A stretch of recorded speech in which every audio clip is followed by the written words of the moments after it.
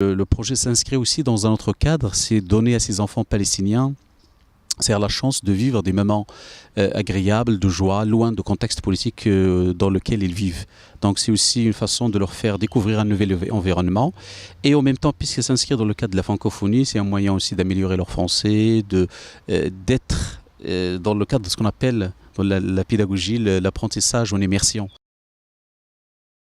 Nous, on est des acteurs de la francophonie dans le terrain de l'anglophonie. C'est pas vraiment la deuxième langue étrangère, c'est pas non plus la première, c'est pas non plus la troisième, parce qu'il y a différentes langues qui sont en concurrence après l'anglais. La première langue, c'est l'anglais, mais quand même, il y a aussi des éléments historiques que moi j'ai déjà fait une recherche dans le cadre de mes recherches universitaires. C'est la langue française, elle est ancrée dans la culture palestinienne, mais à l'époque ottomane, parce que c'était la première langue étrangère à l'époque ottomane en Palestine. Et aussi, si on revient à des événements aussi importants, c'est que la Tunisie était le pays qui a parrainé, qui a abrité le siège de l'OLP. Et c'est là, quand ils sont revenus après les accords d'Oslo, c'est les responsables palestiniens, ils sont revenus avec des enfants francophones. Et pour garder ce lien avec la langue française, ils ont demandé au consulat de France en 1995, c'est-à-dire un an juste après les accords d'Oslo, de signer un accord pour intégrer le français dans les écoles. Et maintenant, nous, en tant qu'acteurs de la francophonie, on a un soutien officiel, on a un soutien aussi dans le cadre des facilités administratives de la part du consulat de France à Jérusalem pour promouvoir la francophonie en Palestine. Mais ça reste un peu, il y a beaucoup d'efforts à faire dans ce cadre. Quand on est sous l'occupation, il faut s'attendre bien sûr à ce qui est pire au niveau de l'organisation de la vie de tous les jours.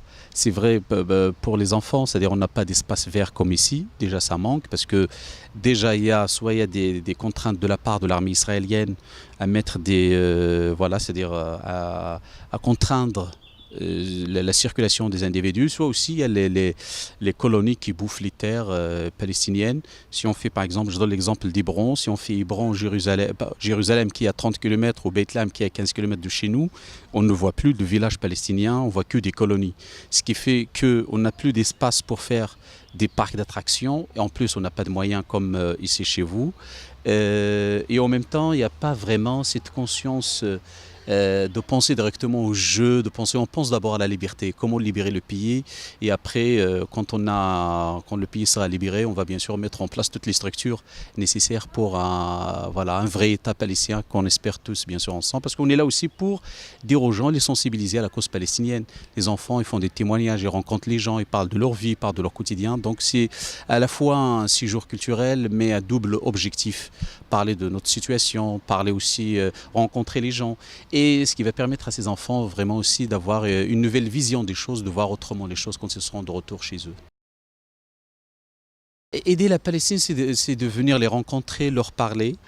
Et aussi, comme ça, vous allez de votre part continuer à parler de bouche à oreille à votre entourage et faire pression, parce que moi, c'est ce que je dis aux responsables, aux élus, continuez à parler de notre cause et faites pression sur les élus encore, les plus hauts élus, pour qu'ils fassent pression sur la France, le système français, qui va reprendre ses engagements vis-à-vis de la cause palestinienne et faire pression sur l'Union européenne, qui va faire pression de sa part sur les États-Unis, et les États-Unis et l'Europe, bien sûr, l'Union européenne, qui vont faire pression sur Israël pour qu'il respecte toutes les résolutions des Nations Unies.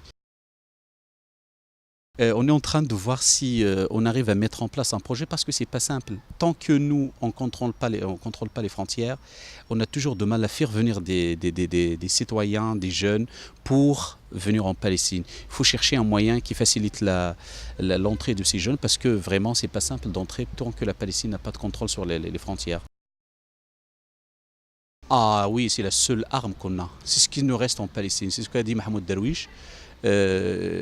Notre maladie, nous les Palestiniens, c'est l'espoir. Ce qui nous reste, c'est de faire vivre cet espoir et le pérenniser, le garder et bien sûr le transférer d'une génération à une autre. C'est ce qu'on fait là.